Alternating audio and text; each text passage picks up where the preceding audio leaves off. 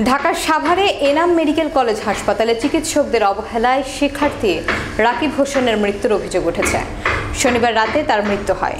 বিস্তারিত থাকছে সাভার প্রতিনিধি মুজাহিদ খান কাউসারের প্রতিবেদনে। মৃত রাকিব আশুলিয়ার পল্লী বিদ্যুৎ এলাকার হারুনুর রশিদের ছেলে। তিনি আশুলিয়ার বোরাক পলিটেকনিক ইনস্টিটিউটের ৪র্থ সেমিস্টারের শিক্ষার্থী। এদিকে রাকিবের মৃত্যুর খবর ছড়িয়ে পড়লে জাহাঙ্গীরনগর বিশ্ববিদ্যালয়ের সমন্বয়ক সহ শতাধিক শিক্ষার্থী হাসপাতালে জড়ো হয় এবং লাশ রেখে বৈষম্য বিরোধী ছাত্র আন্দোলনের ব্যানারে ৯ দফা দাবিতে বিক্ষোভ করে। দাবিগুলোর মধ্যে রয়েছে রাকিব হত্যার বিচার, জড়িত সব চিকিৎসক ও কর্মচারীর বিরুদ্ধে আইনি ব্যবস্থা নেওয়া, আগে টাকা পরে সেবা এই নিয়ম বাতিল করা। শুক্রবার রাতে ঢাকা আরিচা মহাসড়কে মোটরসাইকেল দুর্ঘটনায় আহত হন রাকিব। পরে তার বন্ধুরা তাকে ওই হাসপাতালে নিয়ে গেলে টাকার স্বল্পতায় ভর্তি নিচ্ছিল না।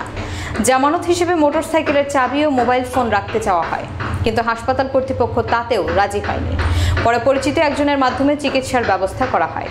রাকিবকে আইসিইউতে নিলেও চিকিৎসকরা অবহেলা করে বলে অভিযোগ করে তার বন্ধুরা। নিহতের ভাই হাবিবুর রহমানের অভিযোগ, অবহেলার কারণে তার ভাই মারা গিয়েছে। শুরু থেকে হাসপাতাল কর্তৃপক্ষ টাকার জন্য অবহেলা করছিল। হাসপাতালটির পরিচালক রওশন আক্তার চৌধুরী বলেন, রাকিবের চিকিৎসার ক্ষেত্রে কোনো অবহেলা হয়ে থাকলে তদন্ত করে দায়ী প্রত্যেকের বিরুদ্ধে ব্যবস্থা নেওয়া হবে। শিক্ষার্থীদের অন্য দাবিও পর্যায়ক্রমে পূরণ করা হবে।